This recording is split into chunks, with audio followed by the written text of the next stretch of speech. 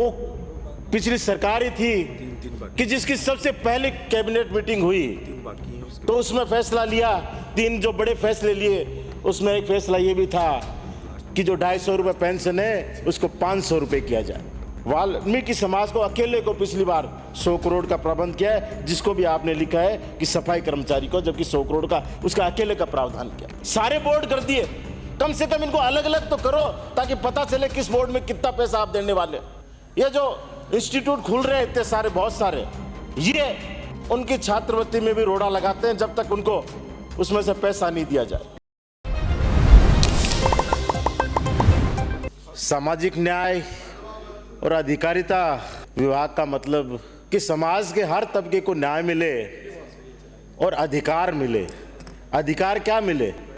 अधिकार समाज में बराबरी का जीने का मिले, और वो तब मिल पाएगा कि जब उसका जीवन स्तर हर उस वर्ग के बराबर जो समाज में अग्रणी बैठा है, तब उसको बराबर का अधिकार मिल पाएगा।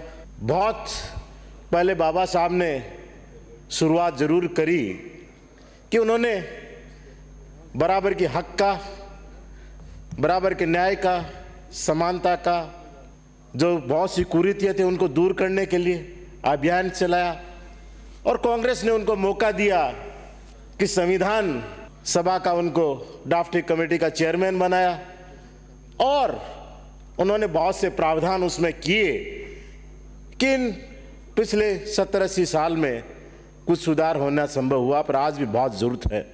इस विभाग द्वारा बहुत से ऐसे काम किए जा रहे हैं।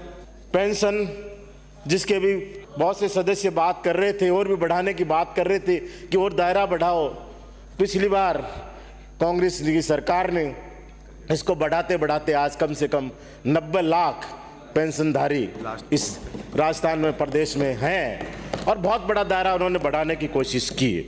वो पिछली सरकार ही थी कि जिसकी सबसे पहली कैबिनेट मीटिंग हुई तो उसमें फैसला लिया, 3 जो बड़े फैसले लिए उसमें एक फैसला ये भी था कि जो 250 रुपये पेंशन है उसको 500 रुपये किया जाए। इसी सरकार ने 500 को 1000 रुपये मिनिमम किया कि 1000 रुपये से कम पेंशन नहीं मिलनी चाहिए, और इसी सरकार ने कानून बनाया कि हर साल 1 अप्रैल को 15% स्वतः बढ़नी चाहिए। ये सरकार उससे कहां आगे जाएगी, अब ये देखने की बात।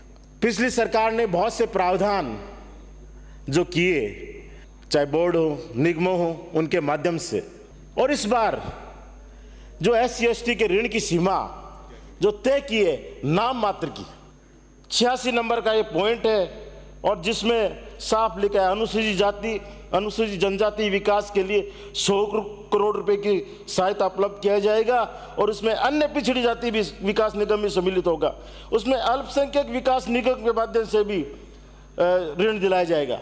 तो 100 करोड़ रुपए SC ST किस किस में बांटोगे, और OBC भी को भी आपने शामिल किया है। वाल्मीकि समाज को अकेले को पिछली बार 100 करोड़ का प्रबंध किया है, जिसको भी आपने लिखा है कि सफाई कर्मचारी को, जबकि 100 करोड़ का उसका अकेले का प्रावधान किया था। एक तरफ आपके डबल इंजन की सरकार कह रही है कि हम उद्योगपतियों को, उनको जो ऋण दे रहे हैं, कर लाखों करोड़ रुपए में दे रहे हैं, 16 लाख करोड़ रुपए का तो ऋण राइट ऑफ कर दिया, और इनको 100 करोड़ का दे रहे हैं कि भाई ज्यादा ऋण देंगे तो कोई डूब नहीं जाएगा। एक तरफ आप 16 लाख करोड़ रुपए का ऋण उनका माफ होने जा रहा है, और इस 100 करोड़ में भी सारे बोर्ड कर दिए। कम से कम इनको अलग अलग तो करो ताकि पता चले किस बोर्ड में कितना पैसा आप देने वाले। आप विश्वास कर सकते हैं क्या कि अगर OBC बोर्ड भी को भी वो पैसा जाएगा तो बचेगा क्या इसी के लिए? उसमें कुछ सोचने की बात है मंत्री महोदय, आप जवाब दे। कम से इसके प्रावधान अलग अलग करें। अगर बजट बढ़ाने के लिए नहीं है, कम से कम अलग अलग है, और कम से कम 100 करोड़ सबको करोगे तो थोड़ा बहुत काम चले। छात्रवृत्ति की भी बात कर रहे थे। छात्रवृत्ति की बहुत बड़ी समस्या बच्चों की है। जब उनको 1-1 साल 2-2 साल छात्रवृत्ति नहीं आती तो दिक्कत होती है।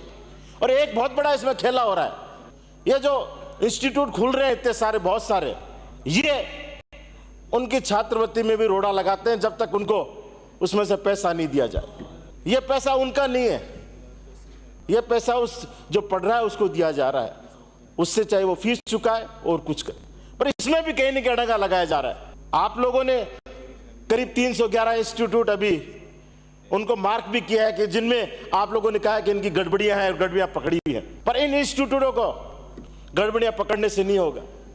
जो ये वहां एक नया खेला शुरू हो गया है उसकी तरफ देखना पड़ेगा।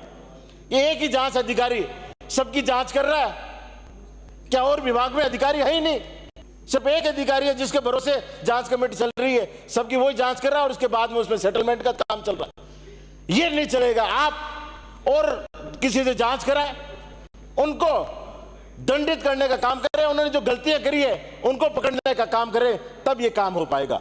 कई बार ई मित्र वाले छोटी सी गलती कर देते हैं जब वो छात्रवृत्ति का आवेदन करता है और उसके बाद में वो भटकता रहता है, वो स्टूडेंट, उसको छात्रवृत्ति नहीं मिलती।